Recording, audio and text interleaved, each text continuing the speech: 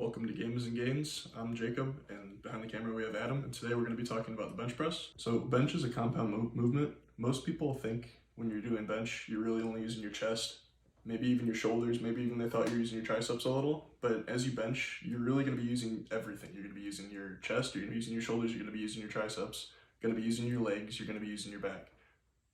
So the first thing I want to talk about with bench is what you really want to avoid while you're benching. So the biggest thing I notice in people, especially when they're beginning out, when they grab the bar, they bend their wrists back and they put all that tension and pressure on their wrists, which is really bad, and you lose a bunch of power.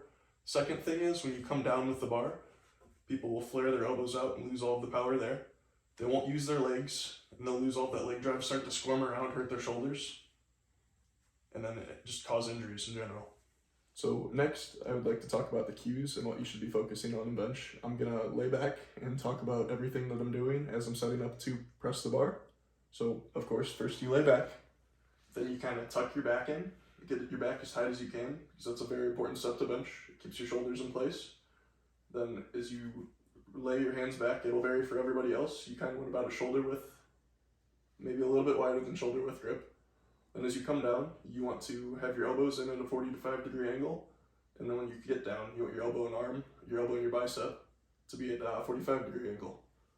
Then you need to be focusing on your legs a lot. You want to pull your feet back towards you, kind of press into your legs and push your shoulders into the bench. It's very important to keep your back still tight. Then as you reach up and grab the bar in that predetermined position, you want to unrack it. And as you come down, you want to try to get as close to your mid-chest or nipples as you can. And then as you press up, you want to press up and back towards your nose. So as I was previously talking about, most people when they start out benching, they don't really pay attention to their wrists. So I'm going to kind of try to show you how I learned how to grip onto the bar a little bit better with a 5-pound dumbbell. So most people, they'll kind of just put their hand into the bar and then wrap their hand around it. If you take your lower part of your hand where your thumb connects in, you grab the bar with that and then wrap your hand around it. You squeeze and then you kind of rotate your elbow in just a little bit. That'll also help you come down at that 45-degree angle. Then it really locks your hand into place to where when you're coming down, it's not going to roll back. You're not going to drop that weight on yourself. So now Adam's going to walk around as I do a few reps of bench, kind of slow to be able to see all the different angles of benching. So I'm going to unrack it and I'm going to go.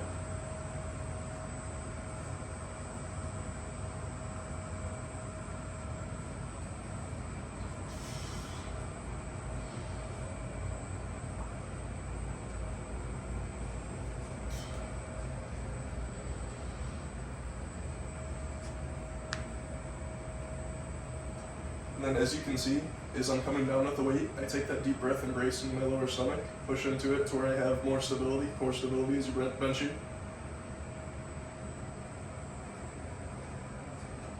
And then as I come up, I exhale as I get past my sticking point.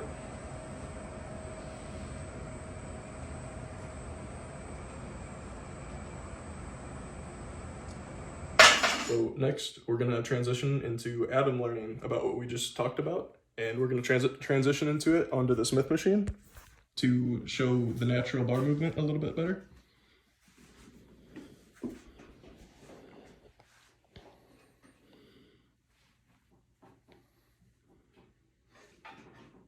Good setup. Notice how he tightened his back as he driving through his legs. His wrists are straight.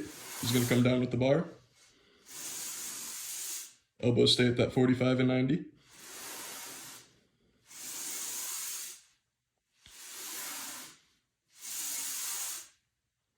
So in conclusion, today we got to learn how to bench press. You got to learn what to do, what not to do, how to set up, and you got to see some visual representations of what you need to do as you're benching.